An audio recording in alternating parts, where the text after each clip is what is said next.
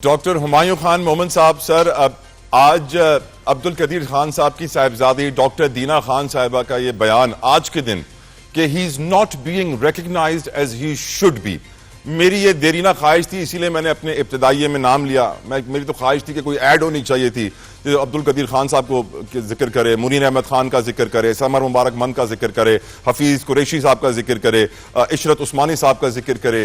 ये unsung heroes हैं doctor साहब, जो मेरे ख्याल से आज इनको मेंशन होना चाहिए था लेकिन नहीं किया जा रहा उनको प्रॉपर्ली मेंशन। आपका इस पे ओपिनियन क्या है डॉक्टर हुमायूं खान मोमिन साहब? बिस्मिल्लाहिर्रहमानिर्रहीम, या का नाबुदो व या का नस्ताइन, वो जैसे लिखा हुआ था ना, लहू खुर्शीद का टपके अगर जर्रे का दिल चीरे। ठीक है, तो ये भी एक वही वाली बात है कि सारी चीजें। लेकिन देखिए, मैं समझता हूँ कि थोड़ा सा ये जफरी साहब, आपने इन सारे नामों में एक नाम प्रॉब्ली शायद शामिल नहीं किया, मैं आपकी हेल्प कर दूंगा। एक साइंटिस्ट थे डॉक्टर जावेद, सलाम उनको। ये वो थे जिन्होंने most probably, if I am not wrong, इन्होंने पाकिस्तान के लिए हाइड्रोजन बॉम्ब का इन्होंने वो किया था। तो इन दैट लिस्ट जो आपने कहा है उसमें इनका भी कर लेते हैं।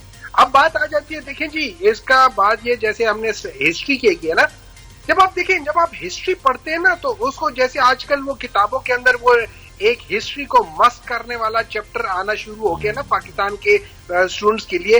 हिस्ट्री को आप मस्त नहीं कर सकते। हिस्ट्री बताती है 1971 से, जुल्फिकार अली भुट्टो जैसे आपने मेंशन किया। उसके बाद आ जाता है ज़िया-उल हक का दौर, बिल्कुल उन्होंने किया। उसके बाद आ जाता है बेनजीर साहब का दौर, बिल्कुल उसमें है। उस दौरान में जो चीफ ऑफ आर्मी स्टाफ वगैरह थे उनके नाम आ जाते हैं। उसके बाद आ जाता है मियां नवाज शरीफ साहब का दौर, जिसमें मुशर्रफ साहब थे। ये सारे के सारे बीच में इन सब का किरदार है और हम सब इसको एग्री करते हैं। अब उसमें ये कह देना कि फलाना क्या, देखिए वहां पे अगर आप मुझसे पूछते तो अगर आपने आज तशहीर करनी थी, इन सब की तस्वीर होती और इन सब के सबसे नुमाया तस्वीर होती, वो शायद AQ Khan as a team leader की होती। उसने अच्छा, जब हम उसके बाद ये कहना शुरू कर दें कि देखिए, जब हम ये कहना शुरू कर दें कि इसमें मियां आप एक बंदे को ज्यादा क्रेडिट देना शुरू कर दें, तो वहां पे बहुत सारे ऐसे लोग हैं, बहुत सारी ऐसी बातें हैं कि जो सामने आई हुई है इन टर्म्स ऑफ इंटरव्यूज। उसमें क्या चीज है, उसमें मैं मिसाल दे देता हूं कि AQ खान साहब ने एक मेरे ख्याल में इंटरव्यू में कहा था कि उन्होंने 1990 की बात कर रहे थे। उन्होंने कहा था 1990 में मैं मियां नवाज शरीफ साहब के पास गया और फंडिंग मांगी, तो मियां नवाज शरीफ साहब ने इनकार कर दिया। फिर कहते हैं मैं 1993 में उसी फंडिंग के लिए बेनजीर साहिबा के पास गया, तो बेनजीर साहिबा ने कहा कि बिल्कुल हम फंडिंग दे देंगे, प्रोवाइडेड उस वक्त के जो जनरल थे, मेरे ख्याल में वो जनरल बेग साहब थे, उनका नाम उन्होंने दिया, उन्होंने कहा कि अगर वो एग्री कर जाए। और उसके बाद जनरल बेग साहब की जब बात आई तो उन्होंने कहा मैंने उनसे पहली बात कर ली थी, तो जब मैं बेग साहब के पास गया उन्होंने कहा यस, ऑफिशियली यस करवा के मुझे वो फंडिंग मिल गई। तो यहाँ पे दरमियान में बहुत सारी चीजें, लेकिन हम उसका जिक्र नहीं करते। क्यों? At the end of the day Pakistan ने वो कर दिखाया जो करना था। क्या उसका इसका ये जो उस वक्त जो बॉम्ब ब्लास्ट हुआ था या जो टेस्ट हुए थे, क्या उसका 100% मियां नवाज शरीफ को जाता है? आई एम श्योर मियां नवाज शरीफ साहब ने अपना रोल प्ले किया होगा, मैं उसको डिनाई नहीं करता। लेकिन उसी वक्त मियां नवाज शरीफ साहब के अपने फॉरेन मिनिस्टर थे जो गौहर अयूब साहब थे, उनका बयान ये था कि मियां नवाज शरीफ साहब बैक ऑफ कर रहे थे। उसी वक्त के AQ खान साहब का वो है, वो कह रहे थे कि वो बैक ऑफ कर रहे थे। मुशर्रफ साहब भी ये कह रहे थे। लेकिन having said that thing, whether it was done और नॉट, इट हैपेंड। जब ये हो गया तो हम उन सब चीजों को भूल जाए। हाँ, एक चीज का क्रेडिट लेने की कोशिश ना करें। लेकिन मुझे इस बात का अफसोस होता है, मुझे बहुत अफसोस होता है कि हम लोगों ने, और उनकी बेटी साहिबा बिल्कुल सही कह रही है, कि हमने हर उनके तो बिल्कुल भुला दिया। चलो मैंने शायद अच्छा वो मिसाल नहीं दी होगी, लेकिन मिसाल ये है कि उनकी तस्वीर बिल्कुल हटा दी है। आज हम बहुत सारी एड्स देख रहे हैं टेलीविजन पे। PMLN की गवर्नमेंट की जो एड्स हैं वो नवाज शरीफ को पूरा क्रेडिट दे रही हैं। पीपल्स पार्टी की गवर्नमेंट की जो एड्स हैं वो भुट्टो को पूरा क्रेडिट दे रही हैं। कौम पूछ रही है कि क्या अब्दुल कदीर खान का कोई क्रेडिट नहीं था? क्या हमारे जो इदारे हैं, इंपॉर्टेंट एटॉमिक एनर्जी कमीशन, जो हमारे इदारे हैं NASSCOM, जो हमारे इदारे हैं कहूटा रिसर्च लेबॉर्ट्री, आज कहीं उनका जिक्र नहीं है?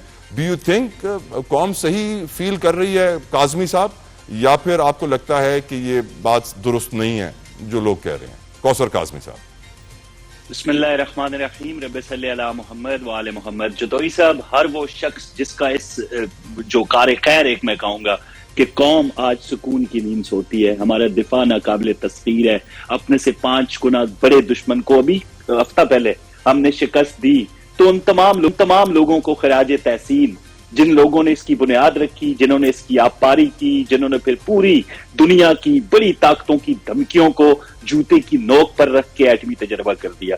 हम तो डॉक्टर अब्दुल कदीर हों, डॉक्टर अब्दुल सलाम हों, डॉक्टर समर मुबारक हों, जनरल अयूब से लेके आगाज करें, जब वो नहीं चाहते थे कि हम अभी इस हमले एटमी धमाके के मुतहम्मिल नहीं हो सकते। उसके बाद फिर जनाब भुट्टो आते हैं। भुट्टो को कौन खराज अकीदत, खराज तहसीन पेश नहीं करेगा, जिनके बड़े मशहूर जुमले थे कि घास खा लेंगे, भूखे रह लेंगे, लेकिन एटमी ताकत जरूर बनेंगे। उसके बाद फिर जनरल जिया का दौर आता है, अफगान वार होती है, उसमें डॉलर्स की बारिश हो रही होती है किसी जानिब से, उसको मलहूज रखते हुए नहीं किया जाता, जो कि तजर्बा 28 मई 1998 को किया गया। फिर यही हमने देखा कि जब मियां नवाज शरीफ के सामने आता है, देखें बना लिया, खुफिया रखा गया, दुनिया को फ्रांस की तरफ लगा के कि हम वहां से कुछ लेना चाहते हैं एटमी सलाहियत के लिए, दुनिया वहां देख रही थी, और यहाँ बड़ी छुप के बड़े खुफिया अंदाज में हमारा ये एटमी जो प्रोजेक्ट है ये जारी था।